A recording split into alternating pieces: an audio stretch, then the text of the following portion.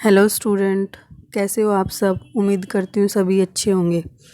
तो बेटा अभी तक हमने 2 वीडियोस में 2 टॉपिक के बारे में पढ़ा है, 3rd चैप्टर के, जो कि कौन कौन से थे। संश्लेषित रेशे क्या होते हैं और संश्लेषित रेशों के प्रकार। अब बेटा तीसरे टॉपिक में हम पढ़ेंगे संश्लेषित रेशों के गुणधर्म। ठीक है, उनके क्या क्या गुण हैं। तो कल्पना करिए कि आज वर्षा का दिन है। आज किस प्रकार का छाता प्रयोग में लाएंगे और क्यों। संश्लेषित रेशे अद्वितीय गुणधर्मों वाले होते हैं जो इन्हें परिधान सामग्री हेतु लोकप्रिय बनाते हैं। अब देखो बेटा, इनके जो गुणधर्म होते हैं वो उनको क्या करते हैं, परिधान सामग्री हेतु लोकप्रिय बनाते हैं। परिधान क्या होता है बेटा? परिधान होता है कपड़े। जैसे अब तुमसे बोल दे कि कपड़े जितने भी कपड़े होते हैं जो तुम पहनते हो, किसी भी तरह के या वस्तुएं घर में प्रयोग लाते हो, जैसे बेडशीट वगैरह, ये सब कपड़े की बनी हुई हैं। तो कपड़े जो होते हैं या जो भी वस्तुएं बनी होती हैं रेशों से, उनको क्या बोलते हैं? परिधान। ये शीघ्र सूखते हैं, अधिक चलाऊ होते हैं, कम महंगे होते हैं, आसानी से उपलब्ध और रख रखाव में सुविधाजनक होते हैं। तो बेटा ये सब इसके क्या है? गुणधर्म। इन सब की वजह से ही संश्लेषित रेशे क्या होते हैं? अधिकतर यूज में आते हैं। कौन कौन से होते हैं? अधिक चलाऊ होते हैं, मतलब ज़्यादा दिनों तक चलते हैं। कम महंगे होते हैं क्योंकि आसानी से उपलब्ध हो जाते हैं ये प्राकृतिक रेशों की तुलना में। और क्या होते हैं? रख रखाव में, मतलब इनका रख रखाव भी आसानी से हो सकता है। जैसे सूती कपड़े को क्या करना पड़ता है बेटा? प्राकृतिक रेशे से बना होता है जो, उसको अच्छे से संभाल कर रखना पड़ता है, कोई दाग ना लग जाए। क्यों? दाग लगेगा तो उसको हटाने में बहुत ज़्यादा दिक्कत आती है। ठीक है, अब देखो बेटा यहाँ पे क्रियाकलाप दिया हुआ है एक और गुणधर्म को पता लगाने के लिए इसका। इसमें बेटा बताया गया है कि अगर हम 2 कपड़ों को लेंगे, एक प्राकृतिक रेशे से निर्मित और एक संश्लेषित रेशे से निर्मित, और उन दोनों को मतलब, और इसका पता तुम अपने माँ बाप से लगा सकते हो कि कौन सा है प्राकृतिक रेशे बना हुआ और कौन सा है संश्लेषित रेशे से बना हुआ। तो इन दोनों को अलग अलग बीकर में पानी में डालकर रख दोगे 5 मिनट के लिए, फिर इनको निकालोगे और धूप में सुखाओगे। तो तुम 2 चीज़ें नोटिस करोगे यहाँ पर। कौन कौन सी? एक तो जो तुमने सुखाया था, सबसे पहले कौन से वाला रेशे वाला कपड़ा सूखता है, और दूसरा कि पानी कौन सबसे ज़्यादा सोखता है। तो बेटा अब इसमें क्या होगा, जो संश्लेषित रेशा होता है वो क्या करता है? प्राकृतिक रेशे की अपेक्षाकृत कम जल सोखता है। ठीक है, और क्या होता है? वो जल्दी सूख जाता है। क्यों? पानी कम सोखा तो उससे क्या होगा? वाष्पीकरण में भी, मतलब कम वाष्पीकरण होगा उसका, तो जल्दी से सूख जाएगा। तो ये 2 गुण भी हो गए। अपने माता पिता से इन कपड़ों के प्राकृतिक रेशों की तुलना में चिरस्थायित्व यानी कि टिकाऊपन, मूल्य और रखरखाव के विषय में जानकारी प्राप्त कर सकते हो। ठीक है बेटा, तो हमने अब ये संश्लेषित रेशों के गुणधर्म के बारे में जाना। ओके बेटा, अब हम अपना 4th टॉपिक स्टार्ट करते हैं जिसका नाम क्या है? प्लास्टिक। देखो, आप घर का प्रतिदिन काम में आने वाली बहुत सी प्लास्टिक की वस्तुओं से परिचित होंगे। इस प्रकार की वस्तुओं और अनेक उपयोगों की एक सूची बनाइए। संश्लेषित रेशे की तरह प्लास्टिक भी क्या है? एक बहुलक। अब देखो बेटा, हम पढ़ चुके हैं कि रेशे क्या थे? बहुलक थे। प्राकृतिक रेशे भी होते हैं बहुलक, और क्या संश्लेषित रेशे भी क्या होते हैं? एक बहुलक होते हैं। ऐसे ही क्या होता है बेटा? प्लास्टिक भी क्या है? एक बहुलक। बहुलक मतलब कि वो एक लंबी श्रृंखला से निर्मित होते हैं, एक ही प्रकार की छोटी छोटी इकाइयों से। जैसे माला बनती है ना छोटे छोटे मोतियों को मिलाने से, तो ऐसे ही बहुलक क्या बनता है बेटा? छोटे छोटे एक लक को मिलाने से, यानी कि एक एक इकाई को जोड़ने से बहुलक बनता है। ऐसे ही प्लास्टिक भी किससे निर्मित होता है बेटा? बहुलक से। सभी प्लास्टिकों में इकाइयों की व्यवस्था एक ही प्रकार की नहीं होती, कुछ में रेखीय होती है तो अन्य में तिर्यकबद्ध होती है। अब ये तिर्यकबद्ध और क्रॉसबद्ध क्या है बेटा? देखो डायग्राम में ए और बी में रेखीय क्या है कि एक सीधी लाइन की तरह जुड़े होते हैं। ठीक है, जैसे तुम एक माला में मोती डाल दो सीधे सीधे। और एक बेटा क्या होता है? क्रॉसबद्ध, यानी कि चारों तरफ से किसी ना किसी से जुड़े होते हैं। ठीक है, समझ में आई? जैसे तुम ये लगा लो, एक मोती में क्या है? 4 छिद्र हैं। ठीक है, उन चारों छिद्रों से तुमने क्या किया? धागों को निकाला, और उन चारों तरफ के छिद्रों में एक एक मोती ऐसे डाल के तुम क्या बना सकते हो? एक लंबी सी श्रृंखला चारों तरफ से जोड़ जोड़ कर बना सकते हो। तो इस तरह से उनके आकार बदल जाएंगे। ठीक है, तो 2 तरह के आकार होते हैं, रेखीय और क्रॉसबद्ध। प्लास्टिक की वस्तुएं सभी संभव आकारों और साइजों में उपलब्ध होती है, जैसा कि आप चित्र 3.7 में देख सकते हैं। देखो बेटा, ये डायग्राम में दिखाई हुई है, चेयर दिखाई हुई है, मग दिखाया हुआ है, गिलास दिखाया हुआ है, बाल्टी दिखाई हुई है, ये सब किससे है बेटा? इनमें कुछ कुछ पार्ट्स बाइक में क्या होते हैं, प्लास्टिक के होते हैं। और ये सारी जो दिखी हुई हैं, दिखा रखी हैं बेटा, ये सब क्या है, प्लास्टिक की बनी हुई हैं। क्या आपको आश्चर्य नहीं होता कि यह कैसे संभव है? तथ्य यह है कि प्लास्टिक आसानी से सांचे में ढाला जा सकता है। अब प्लास्टिक का इतना प्रयोग क्यों हो रहा है बेटा? अब देख ही रहे हो आप, हमारे देश में ही नहीं, दुनिया में कितना ज़्यादा प्लास्टिक का यूज हो रहा है। क्यों? क्योंकि उसको क्या है, आसानी से हम किसी भी सांचे में ढाल सकते हैं, जैसा भी हम उसको बनाना चाहें। अर्थात इसे कोई भी आकार दिया जा सकता है। लोहे की अपेक्षा बेटा, लोहे में बहुत मेहनत लगती है किसी भी तरीके का आकार देने में, ठीक है, और मेहनत ज़्यादा है तो लागत ज़्यादा होगी। लेकिन प्लास्टिक में ऐसा नहीं है, उसको आसानी से ढाला जा सकता है। प्लास्टिक का पुनः चक्रण हो सकता है, इसे पुनः प्रयुक्त किया जा सकता है। और प्लास्टिक को क्या है बेटा, एक बार यूज करने के बाद उसको दोबारा से पिघाल कर दोबारा से कोई और वस्तु बनाकर यूज किया जा सकता है। इसे बेलकर चादरों में भी बदला जा सकता है, मतलब इसको पीट पीट कर पतली चादर के रूप में भी बदला जा सकता है। अथवा इसकी तारें भी बनाई जाती हैं, प्लास्टिक के तार होते हैं ना, तुम देखते होंगे जिस पर कपड़े वगैरह सुखाते हो तो वो प्लास्टिक के बने होते हैं। इसलिए इनके इतने विभिन्न प्रकार के उपयोग हैं। अब देखो बेटा, प्लास्टिक है क्या चीज़?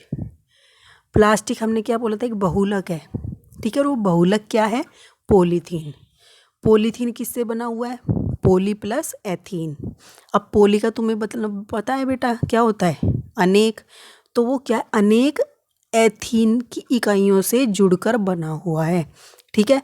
और तो ये पूरा पोली प्लस एथीन मिलकर क्या बना, पॉलीथीन। और पॉलीथीन का क्या है, प्लास्टिक एक उदाहरण है।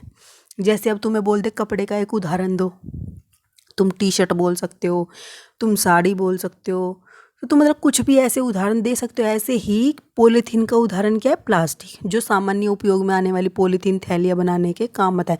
जिसमें तुम बेटा अपनी बाजार से सब्जियां वगैरह लेकर आते हो, वो सब क्या है, पॉलीथीन में लाते हो, जो कि आजकल बैन भी की हुई हैं, बहुत कम उपयोग में आते हैं। क्यों? क्योंकि इनको क्या हो सकता है बेटा, मतलब ये जल्दी से गलती नहीं है, ठीक है। तो ये ऐसे ही प्रकृति में पड़ी रहती है, जिसके कारण क्या होता है, प्रदूषण होता है। और क्या होता है बेटा, जो हमारे मतलब कि गली वगैरह में घूमने वाले बेटा गाय वगैरह होते हैं, वो इनको खा लेते हैं। और ये गलती नहीं है तो क्या होता है बेटा, उनसे वो बीमार पड़ सकते हैं, और क्या हो सकती है, उनकी मृत्यु भी हो सकती है। इसलिए ये हानिकारक भी होती है, उसके बारे में हम आगे जाके पढ़ेंगे। अब आप प्लास्टिक के टुकड़े को मोड़िए। क्या सभी प्लास्टिक वस्तुएं सरलतापूर्वक मोड़ी जा सकती हैं? आप बेटा घर में इतनी सारी चीज़ें होती हैं प्लास्टिक की, किसी भी चीज़ को मोड़ कर, अभी तो मोड़ना मत, क्योंकि अभी लॉकडाउन चला हुआ है बेटा, टूट गई तो आने की भी नहीं है। आगे कभी देख लेना इस चीज़ को देख करके। तो बेटा क्या होती हैं कि आप स्वयं प्लास्टिक के टुकड़े को मोड़ोगे तो कुछ वस्तुएं तो आसानी से मुड़ जाती हैं, लेकिन कुछ को मोड़ोगे तो वो मुड़ती नहीं है, और ज़्यादा ही जोर लगा के मोड़ोगे तो वो टूट जाती हैं। तो आप देखेंगे कि कुछ प्लास्टिक की वस्तुएं सरलतापूर्वक मोड़ी जा सकती हैं, जबकि कुछ मोड़ने हेतु बल लगाने पर भी टूट जाती हैं। जब हम एक प्लास्टिक की बोतल में गर्म जल डालते हैं तो वो विकृत हो जाती है। अब विकृत का मतलब क्या है बेटा, कि वो पिघल जाती है, अपना आकार बदल लेती है। ऐसा प्लास्टिक जो गर्म करने पर आसानी से विकृत हो जाता है, विकृत मतलब उसका आकार नहीं रहता पिघल कर, ठीक है, तो वो सरलतापूर्वक मुड़ जाता है, ठीक है। और इसको क्या बोलते हैं, थर्मोप्लास्टिक। किसको बोलते हैं थर्मोप्लास्टिक बेटा? जिस प्लास्टिक को आसानी से गर्म कर कर किसी भी सांचे में डाला जा सकता है, वो क्या कहलाती है, थर्मोप्लास्टिक, ठीक है। थर्मो का मीनिंग होता है बेटा, मतलब कि ये ऊर्जा से रिलेटेड होता है, गर्मी से, हीट से, इसीलिए इसका नाम क्या रखा गया, थर्मोप्लास्टिक, ठीक है। अब पोलोथीन और पीवीसी थर्मोप्लास्टिक के कुछ उदाहरण हैं। अब पीवीसी क्या है बेटा, ये तुम देखते होंगे घरों में जो ये टंकियों में बेटा ये पाइप वगैरह फिट होते हैं, ये सब किसके बने होते हैं, पीवीसी के। तुम ऐड भी देखते होंगे टीवी में, पीवीसी के पाइप आते हैं, ठीक है। तो ये भी क्या है बेटा, इनको भी आसानी से हम पिघाल सकते हैं, ठीक है। पोलोथीन की अपेक्षा पीवीसी को हमें पिघालने में ज़्यादा ऊर्जा की ज़रूरत पड़ेगी, लेकिन फिर भी वो पिघल जाएगा, ठीक है। और इसके कुछ उदाहरण हैं, ठीक है। इसका प्रयोग खिलौने, कंघिया और विभिन्न प्रकार के पात्रों के बड़े पैमाने पर निर्माण हेतु किया जाता है। अब बेटा जो घर में तुम खिलौने यूज करते हो, कंघिया यूज करते हो, ये सब भी किसकी बनी होती हैं? थर्मोप्लास्टिक की, यानी कि जिनको हम आसानी से पिघाल सकते हैं और दूसरे साँचे में भी डाल सकते हैं, ठीक है। अब दूसरी ओर कुछ ऐसे प्लास्टिक हैं जिन्हें बार बार साँचे में ढाल दिया जाता है तो उन्हें ऊष्मा देकर गर्म नहीं किया जा सकता। क्या बेटा? कि जिसको एक बार हमने किसी साँचे में ढाल दिया, अगर हम उसको पिघाल कर दोबारा किसी और साँचे में ढालना चाहेंगे तो वो नहीं ढलेंगे, ठीक है। बल्कि वो टूट तो जाएंगे लेकिन वो पिघलेंगे नहीं। तो एक बार हमने उनको किसी भी आकार में सेट कर दिया या ढाल दिया तो वो दोबारा से दूसरे आकार में नहीं ढाले जा सकते। तो उनको क्या बोल देंगे? थर्मोसेटिंग। Thermosetting plastic.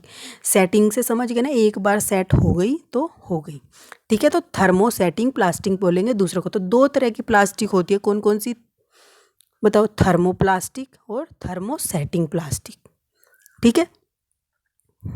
अब इसके दो उदाहरण हैं, बेकेलाइट और मेलामाइन। किसके उदाहरण है? थर्मोसेटिंग प्लास्टिक के, ठीक है। तो बेकेलाइट ऊष्मा और विद्युत का कुचालक होती है। कुचालक तुम पढ़ चुके हो बेटा 7th क्लास में।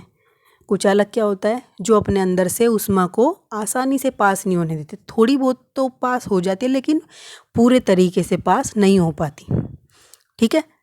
जैसे हम कोई बर्तन रखते हैं तो बर्तन में क्या होता है बेटा? वो जल्दी से गर्म हो जाता है, उसमें से ऊष्मा पास हो जाती है, इसका मतलब। लेकिन इसमें से जल्दी से पास नहीं हो पाती, बहुत धीरे धीरे से होती है, ठीक है। यह बिजली के स्विच, विभिन्न बर्तनों के हत्थे आदि बनाने में काम आता है। देखो बेटा नीचे डायग्राम में दिखाया हुआ है। जो हम अपनी किचन में बर्तन यूज के कुकर देखते हो बेटा, उस पर एक ब्लैक कलर की जो परत चढ़ी होती है वो कौन सी प्लास्टिक की होती है? थर्मोसेटिंग की। तुम देखोगे बेटा उसको तुम पिघाल नहीं सकते। अगर वो पिघलनी होती तो हम देखो कुकर वगैरह में कितनी चीज़ें बनाते हैं, लेकिन वो गर्म तो हो जाती है लेकिन पिघलती नहीं है। कई बार ज़्यादा गर्म करने पर वो क्या होती है? टूट जाती है, ठीक है। या उस पर हम हथौड़ा वगैरह मार दें या, ठीक है ना, तो वो टूट जाती है। समझ में आया? अब दूसरा क्या था बेटा? मेलामाइन। मेलामाइन क्या है? एक बहुत उपयोगी पदार्थ है। यह आग का प्रतिरोधक है। ये क्या है? आग का प्रतिरोधक, यानी कि क्या करता है? वो आग को फैलने से रोकता है। प्रतिरोधक का मतलब क्या है? विरोध करता है। किसका? आग का, यानी कि उसको फैलने से रोकता है। तथा अन्य प्लास्टिक की अपेक्षा ऊष्मा को सहने की अधिक क्षमता रखता है। और क्या करता है बेटा? ये ऊष्मा को अधिक देर तक सहन कर सकता है। जैसे सूती कपड़ा गर्मी को सहन कर लेता है ना, ऐसे ही ये भी अधिक ऊष्मा को सहन कर सकता है। एकदम से ये नहीं है कि वो टूट जाएगा या पिघल जाएगा, अधिक ऊष्मा तक भी। लेकिन हर चीज़ की एक लिमिट होती है। जैसे मैंने तुम्हें पढ़ाया था फ्यूज में, फ्यूज होता है, अगर उसमें ऊष्मा आती है तो एक लिमिट क्रॉस कर जाए तो वो क्या होता है? टूट जाता है पिघल कर। यह फर्श की टाइलें, रसोई के बर्तन, कपड़े बनाने में उपयोग में लाया जाता है, जो आग का प्रतिरोध करते हैं। चित्र 3.8 में थर्मोप्लास्टिक और थर्मोसेटिंग प्लास्टिक के विभिन्न उपयोगों को प्रदर्शित किया गया है। बेटा देखो नीचे, सबसे नीचे देखो, थर्मोप्लास्टिक से निर्मित वस्तु हैं। कौन कौन सी? तार। तुम देखते होंगे, तुम इनको अगर पिघलाओगे तो ये पिघल जाएंगे। और ऐसे ये डब्बा दिखाया हुआ है, ये भी क्या बेटा? पिघल सकता है आसानी से। हम इसको मोड़ भी सकते हैं, फोल्ड भी कर सकते हैं। और बेटा ये ऊपर क्या है? Thermosetting plastic. इसमें देखो बेटा दो तरीके की चीज़ है, एक तो बेकेलाइट से बनी हुई और एक मेलामाइन से। तो बेकेलाइट से बनी हुई है बेटा वो कौन सी है? जैसे ये ऊपर फ्राई पैन रखा हुआ है, उस पर जो ब्लैक कलर की परत है वो किस चीज़ की है? बेकेलाइट की, ठीक है। और बेटा जो ये स्विच दिखाए हुए हैं और ये जो ट्रे और ये प्लेट दिखी हुई है, ये किस चीज़ की बेटा? मेलामाइन की। ये क्या करते हैं? ये ऊष्मा का या आग का प्रतिरोधक होते हैं, ठीक है। तुमसे ये पूछने लगे कि थर्मोसेटिंग का एक विशेषता बताओ, तो तुम क्या कहोगे? वो आग और ऊष्मा के प्रतिरोधक होते, यानी कि वो आसानी से अपने अंदर से आग या ऊष्मा को नहीं जाने देते और आग को नहीं फैलने देते। तो तुमने स्विच में देखा होगा कितनी ज़्यादा ऊर्जा होती है, तो कई बार बोर्ड क्या है? गर्म हो जाते हैं ज़्यादा देर तक चलाने से, लेकिन वो आग नहीं लगती उनमें, ठीक है ना। और ना ही वो पिघलते। बहुत ज़्यादा हीट अगर हम उसमें लोड पड़ रहा है तो वो पिघलेगा। बहुत ही ऐसा बहुत कम सिचुएशन में होता है, ठीक है ना। आई होप तुम्हें ये दोनों चीज़ें समझ आ गई होंगी। तो बेटा हम अपना नेक्स्ट टॉपिक अपनी नेक्स्ट वीडियो में करेंगे। तब तक के लिए थैंक यू।